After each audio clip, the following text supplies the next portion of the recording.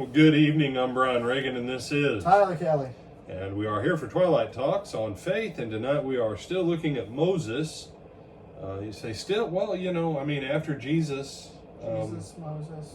Moses, David, Abraham, Joseph. Those are pretty much the big dogs of Scripture. Moses gets 4 books pretty much about himself and his work. It does help that he wrote them. And he gets numerous references everywhere else throughout the Old Testament, and Jesus quotes and references him multiple times. So Moses is kind of a big deal. In Scripture, really and truly. Abraham, Moses, Jesus, those are kind of your big 3. David. And Elijah gets a special mention because he's at the Mount of Transfiguration with Moses and Jesus. So, and Moses apparently is the only dead guy that the devil ever wanted to use his body for idolatry purposes. So, Moses is kind of a big deal. So, Tyler, if you don't mind, read Hebrews 11:24 through 26.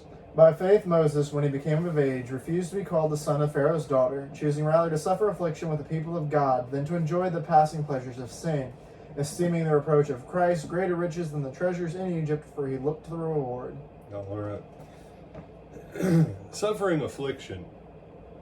Some people use this to say, see, brother, that proves that our lives as children of God are supposed to be nothing but hardship and difficulty until we die. Sounds like taking that out of context a little. No. What was the affliction?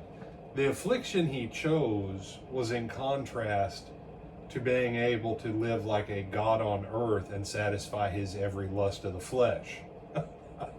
What you get to do when you're Pharaoh. Yeah. That's the affliction. The other part of the affliction was, as a Pharaoh, Moses wouldn't have had the same headaches he did with the children of Israel.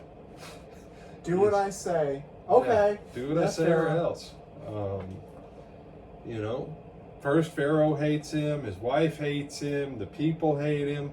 At least I get why his wife is poor. I get why she was upset, because his son Gershom and him, God bless Zipporah. Go back and read that whole story. She circumcised Moses and her son both. Grabbed a flint rock. And threw it down at his feet. And then threw it at his feet and said, "You're a husband of blood to me."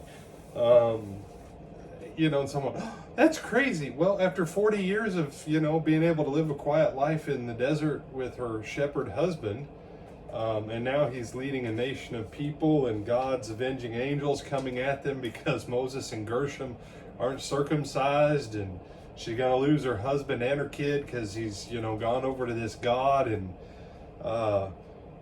Moses' choice of a different path than luxury and gratifying his flesh, yes, that's affliction of the flesh. But Moses, even at 120 years old, Moses knew what? This flesh is temporary. And so he chose to identify with the people of God whom he would lead than his adoptive family that would lead him away from God, even though it would have been more pleasurable and easier. Do you have any thoughts on that, Tyler? No, sir. All right. Then, like I say, if you have time, go read the story about Zipporah and all that. It's amusing. It's in Exodus chapter 4 for those who are wondering. Exodus 4. And this is why we keep him around. All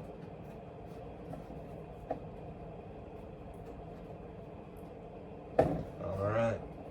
So, Tyler's been taught his lesson. I hope you have too. Just so we're clear, it's a cardboard cutout. We know it's a fictional character. But it did make things a lot easier when we needed to have somewhere to look at the cameras when there was nobody in the building. So we love you. Have a good night. And Lord willing, we'll see you Sunday morning at 9:30 and 10:30 for Bible class and worship, whether in person or live stream. Until then.